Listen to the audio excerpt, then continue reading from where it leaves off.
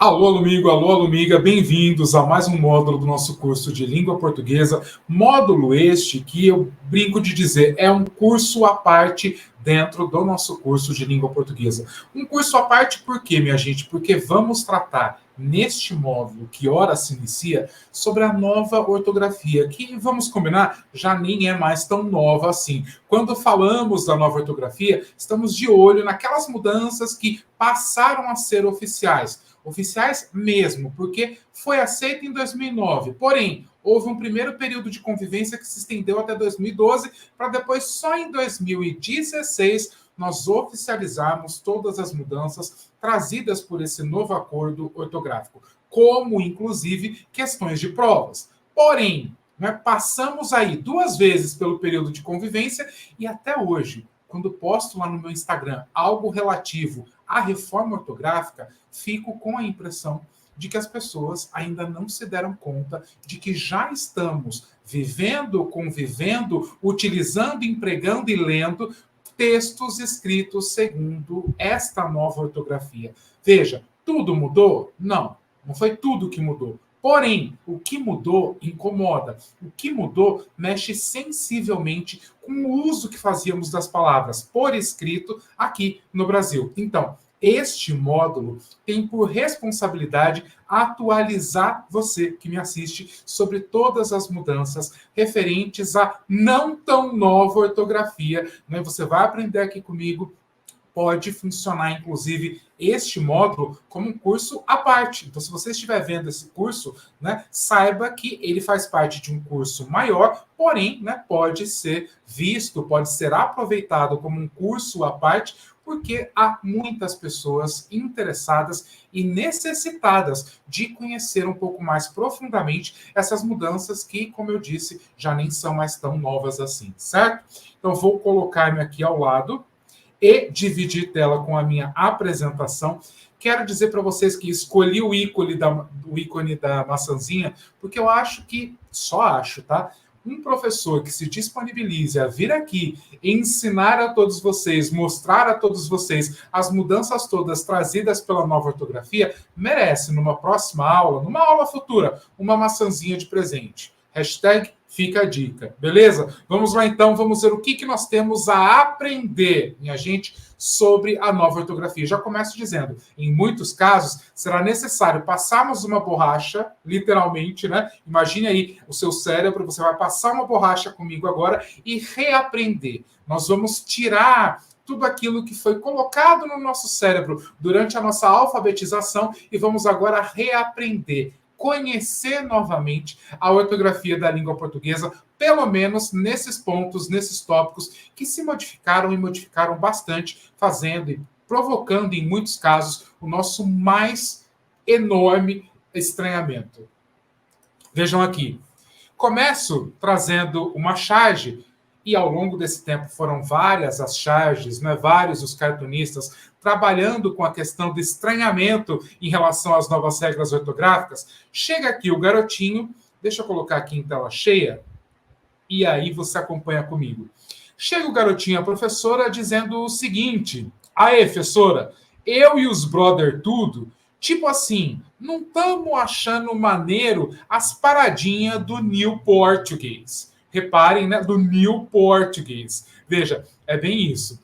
As pessoas fazem inúmeras críticas à reforma ortográfica e digo para vocês, sou o primeiro a dizer, muitas delas procedentes, críticas, né, que nós, inclusive, professores, fazemos a esse novo sistema, mas isso não nos dá o direito a, por exemplo, não colocarmos em prática essas novas formas. Vou falar disso já já.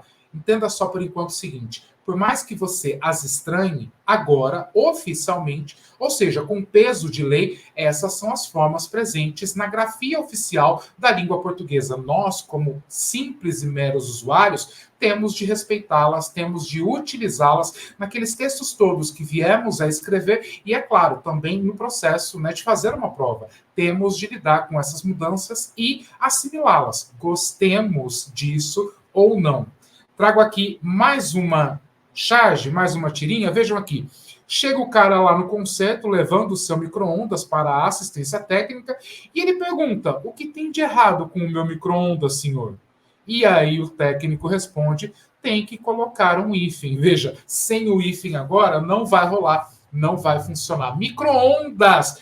O prefixo micro termina com a vogal O, que é exatamente a vogal com que começa a próxima palavra, né? Que é a palavra ondas, micro-ondas. Há uma maneira muito prática de facilitarmos e registrarmos isso aqui. Letras iguais são separadas pelo hífen. Então, no processo de formação de palavras em que o prefixo terminar com a mesma letra com que começar a palavra seguinte, essas vogais idênticas serão separadas pelo hífen. Então, antigamente nós tínhamos micro-ondas, exatamente como você vê aqui, ó, no balãozinho da personagem, micro-ondas, escrito assim, tudo junto, aqueles dois Os, né, ali juntinhos, um na sequência do outro. Agora, não mais. Letras iguais são separadas por hífen.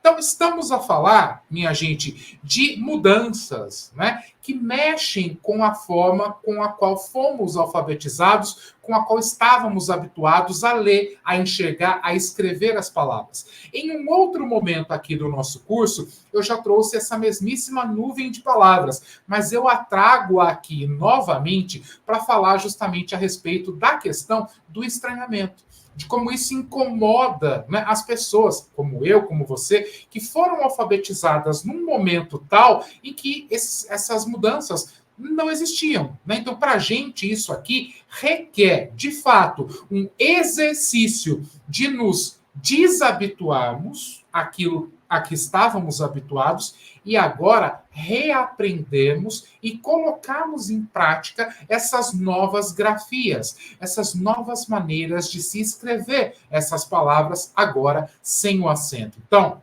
dá uma olhada nessa minha nuvem de palavras e sinta o drama. Vejam lá. Para, que é a conjugação do verbo parar, né, que agora não tem mais o acento, ficando igual ao para, a preposição. Ideia, veja como é difícil, né, olhar para a palavra ideia sem o acento. Eu brinco até com os meus alunos e digo, as ideias a partir de agora passaram a ficar menos brilhantes, porque perderam o acento, ficaram com uma cara meio xoxa para a gente, né? Ideia, para quem foi alfabetizado, né, lá nos anos 90, nos anos 80, comecinho dos anos 2000 ainda, ideia tem acento. Nós vamos precisar convencer o nosso cérebro de que agora não, ok? Pelo, que é o substantivo, né? Que havia a confusão com pelo, que é a contração de P mais O, preposição arcaica. Esse pelo, como pelo do gato, né? O cabelo do gato, pelo não tem mais o acento circunflexo. Colmeia, que perde acento. Assembleia, pera, olha a pera, fruta, perdeu o circunflexo. Agora é assim, pera sem acento. Alcateia, mocreia, joia, plateia, heróico, paranoico. Todas essas palavras grafadas, escritas, agora sem acento. Aproveito, minha gente, para lhes dizer o seguinte: a reforma é ortográfica, não fonética. Isso significa que a escrita dos termos se modificou. A fala, contudo, não. Muitas pessoas me perguntam, professor, agora que essas palavras perderam o acento, como é que eu as pronuncio? A resposta é muito simples, da mesma maneira como você sempre as pronunciou. Tá? Não há diferença alguma entre o padrão falado de antigamente e o padrão falado de agora. A reforma, repito, não foi fonética. Ela não mexeu no som das palavras. Ela mexeu, isso sim, na forma como registramos por escrito essas palavras. Então, as palavras perderam acentos gráficos. Elas não mudaram em absoluto a sua pronúncia, certo? Voltando aqui, então, para a minha apresentação, vejam lá.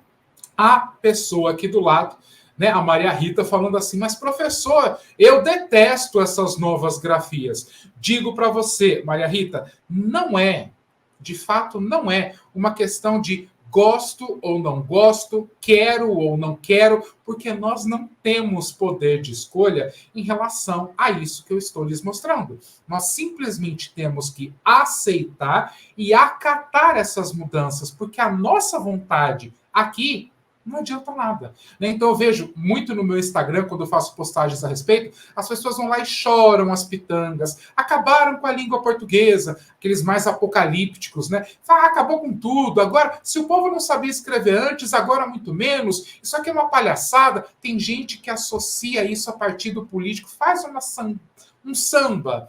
O samba do crioulo albino, já ouviram essa expressão? Aquela coisa caótica, confusa, beira o impossível. Fazem uma confusão desnecessária, desmesurada. Não se trata de nada disso.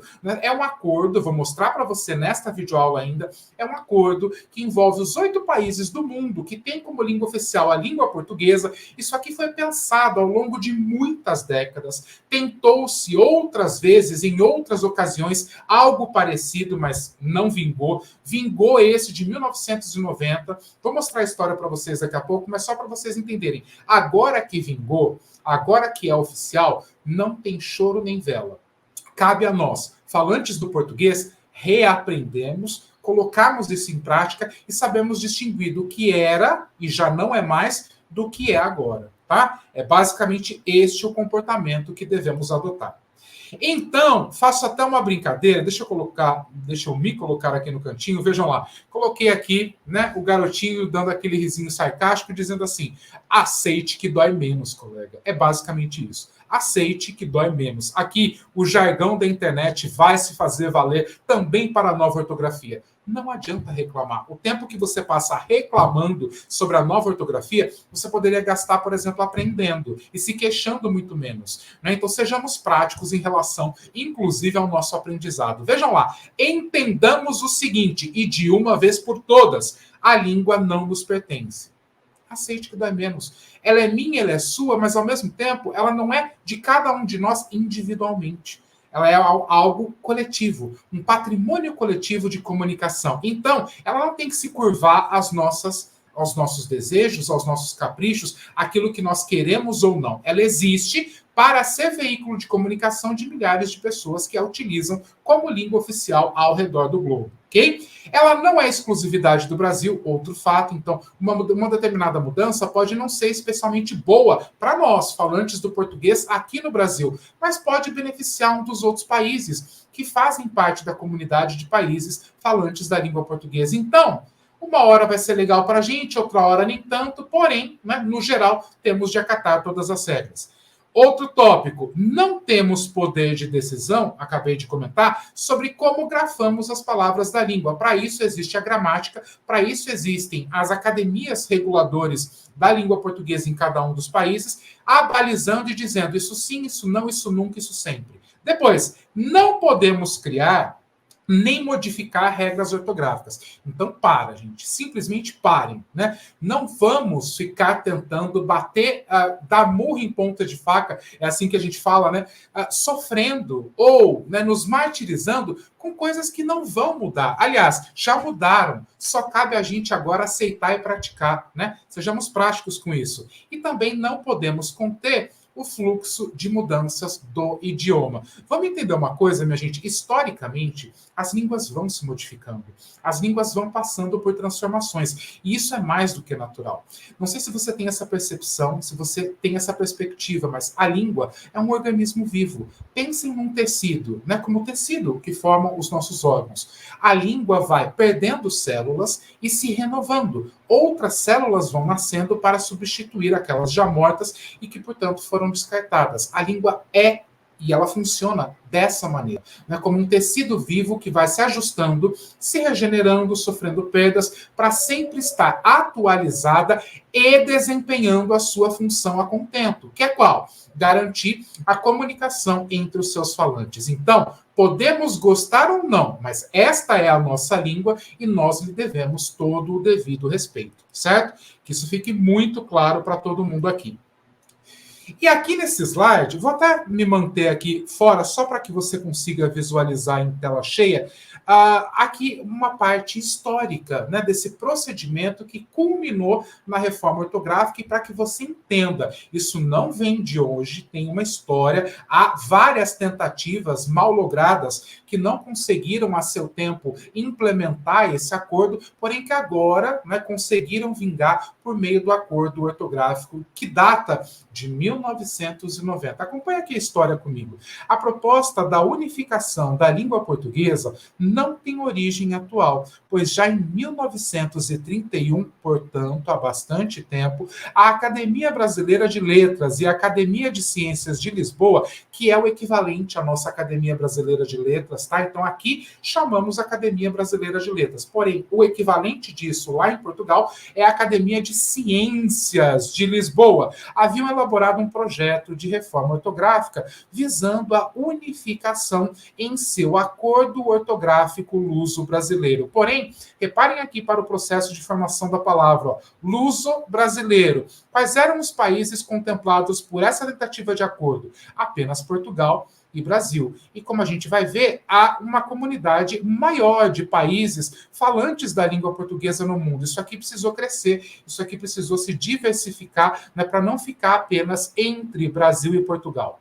Esse acordo, no entanto, o acordo de 1931, não prosperou. Assim como falhou novamente em 1945, quando o projeto voltou à tona na Conferência Interacadêmica de Lisboa para a unificação ortográfica da língua portuguesa. Então, primeira tentativa, 1931, para uma segunda tentativa também frustrada em 1945.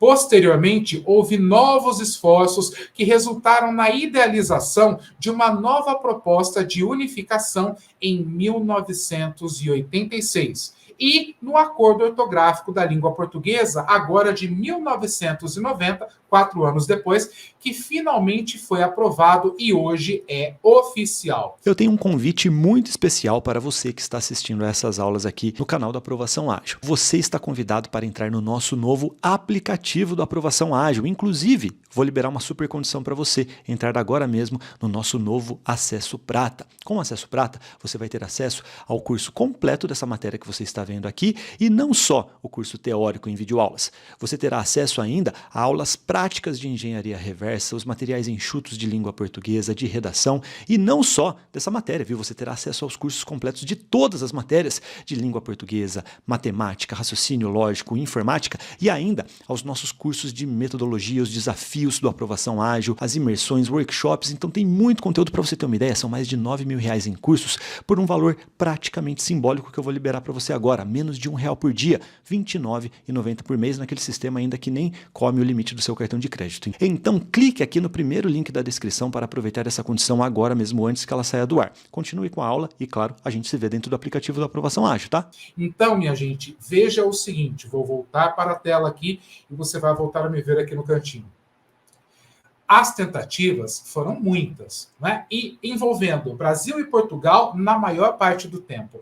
A partir do momento em que se formou a CPLP, a Comunidade dos Países de Língua Portuguesa, precisou se incluir também os interesses linguísticos desses outros países para a formulação de um novo acordo ortográfico que contemplasse todos esses interesses, que contemplasse toda essa comunidade, né, que tem como língua oficial a língua portuguesa. Então eu coloco aqui no meu slide para você. Entendidas essas múltiplas tentativas e que levou muito tempo para chegarmos ao atual acordo, temos que frisar o seguinte: como também já adiantei na minha explanação, a língua é viva, a língua é pulsante. Assim, palavras e expressões em voga num período, ou seja, que são muito utilizadas durante um determinado período, né, do tempo, caem em desuso no outro. A gente sabe disso. Palavras que existiam no começo do século passado e no retrasado, hoje em dia já não existem mais, já caíram em desuso. Então, é natural, dentro do fluxo da língua,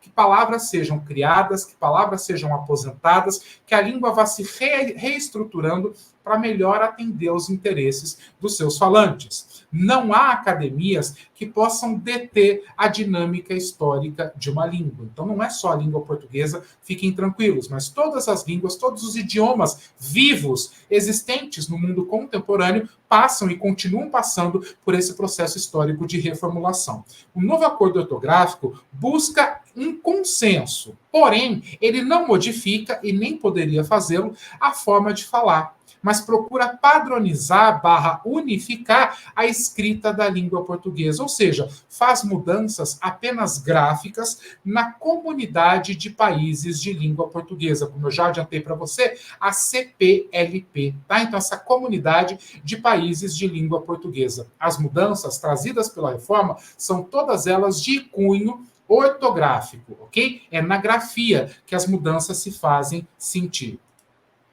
Vejam aqui, vou colocar também em grandão para você acompanhar melhor. Eu trago nesse mapa todos os países que fazem parte da CPLP, começando pelo Brasil, aqui na América do Sul. Você acompanha aqui na esquerda, né, da minha tela. Depois, Portugal, lá na Europa. E daí nós temos Cabo Verde, que é um país africano, que fica, portanto, no continente africano. Guiné-Bissau, que também fica na África.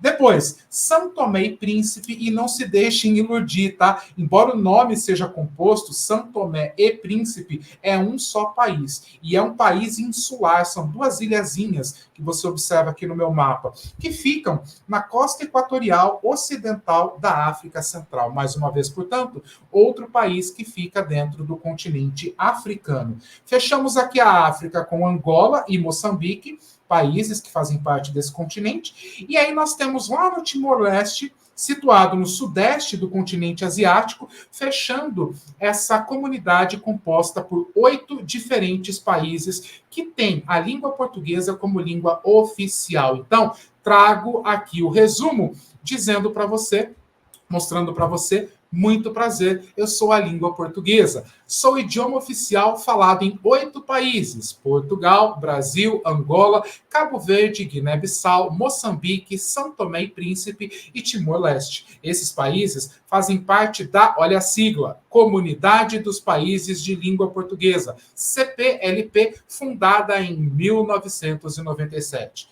Eu, a língua portuguesa, sou a 6ª língua mais falada no mundo e possuo hoje mais de 260 milhões de falantes. É grande, é complexa e é linda a nossa língua, não é mesmo? Sobre a reforma ortográfica, minha gente, vejam lá. A reforma ortográfica tem como objetivo uniformizar a grafia, trazendo a maior aproximação possível, respeitando as diferenças já interiorizadas e permitindo que a modalidade escrita da língua seja compreendida a todos os seus usuários. Este acordo é o resultado do estudo das diferenças entre os acordos de 43 no Brasil e 45 em Portugal. A atual reforma ortográfica começou a ser elaborada em 1986, tendo a sua versão final aprovada em 1990. Vocês estão vendo que, portanto, mesmo antes, né, da formação da CPLP, já estava pronto lá o acordo ortográfico, o texto do acordo ortográfico